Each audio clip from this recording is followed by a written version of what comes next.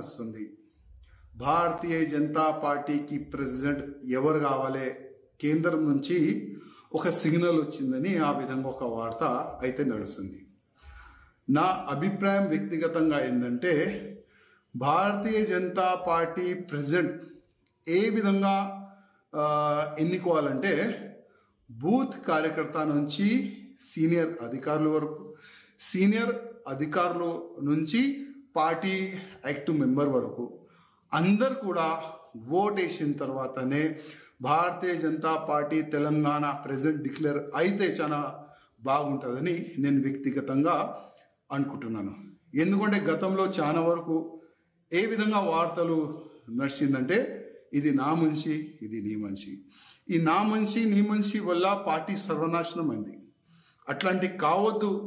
తెలంగాణలో భారతీయ జనతా పార్టీ ప్రభుత్వం రావాలంటే భారతీయ జనతా పార్టీ బూత్ కార్యకర్త మంచి ప్రెసిడెంట్ కావాలని నేను వ్యక్తిగతంగా అనుకుంటున్నాను. ఎందుకంటే చాలా వరకు కింద స్థాయి కార్యకర్తల మధ్యలో మేము ఉంటాం. కింద స్థాయి కార్యకర్తలు ఆలోచన ఏ విధంగా ఉంటుంది, ఎందుకంటే ఆ కింద స్థాయి కార్యకర్తల వల్లనే వాళ్ళు పని చేసినందుకే ఇవాళ 8 మంది ఎమ్మెల్యే మనం తెలంగాణలో గెలిచినాం.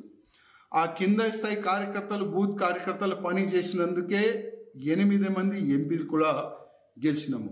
అందుకోసం ఆ కింద స్థాయి కార్యకర్త నుంచి పై అధికారి వరకు మా ప్రెసిడెంట్ ఈ విధంగా ఉండాలి, మేము ఈయనకి ఓటు వేస్తాం, ఆ విధంగా ఒక ప్రొసీజర్ జరిగితే చాలా మంచిగా ఉంటుందని నేను వ్యక్తిగతంగా ఒక వార్త నడుస్తుంది. భారతీయ జనతా పార్టీకి ప్రెసిడెంట్ ఎవరు కావాలి, కేంద్రం నుంచి ఒక సిగ్నల్ వచ్చిందని ఆ విధంగా ఒక వార్త అయితే నడుస్తుంది.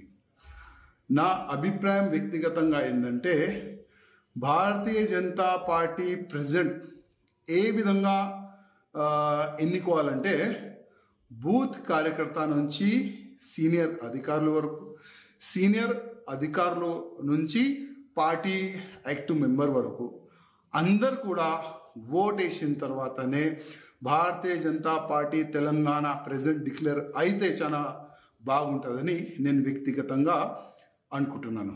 ఎందుకంటే గతంలో చాలా వరకు ఏ విధంగా వార్తలు నడిచిందంటే, ఇది నా మనిషి, ఇది నీ మనిషి, ఈ నా మనిషి నీ మనిషి వల్ల పార్టీ సర్వనాశనం అయింది.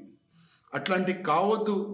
తెలంగాణలో భారతీయ జనతా పార్టీ ప్రభుత్వం రావాలంటే భారతీయ జనతా పార్టీ బూత్ కార్యకర్త మంచి ప్రెసిడెంట్ కావాలని నేను వ్యక్తిగతంగా అనుకుంటున్నాను. ఎందుకంటే చాలా వరకు కింద స్థాయి కార్యకర్తల మధ్యలో మేము ఉంటాం.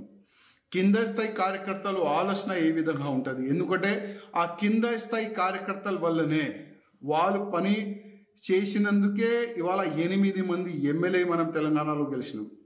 ఆ కింద స్థాయి కార్యకర్తలు బూత్ కార్యకర్తలు పని చేసినందుకే 8 మంది ఎంపీలు కూడా గెలిచినాము. అందుకోసం ఆ కింద స్థాయి కార్యకర్త నుంచి పై అధికారి వరకు మా ప్రెసిడెంట్ ఈ విధంగా ఉండాలి, మేము ఈయనకి ఓటు వేస్తాం, ఆ విధంగా ఒక ప్రొసీజర్ జరిగితే చాలా మంచిగా ఉంటుందని నేను వ్యక్తిగతంగా.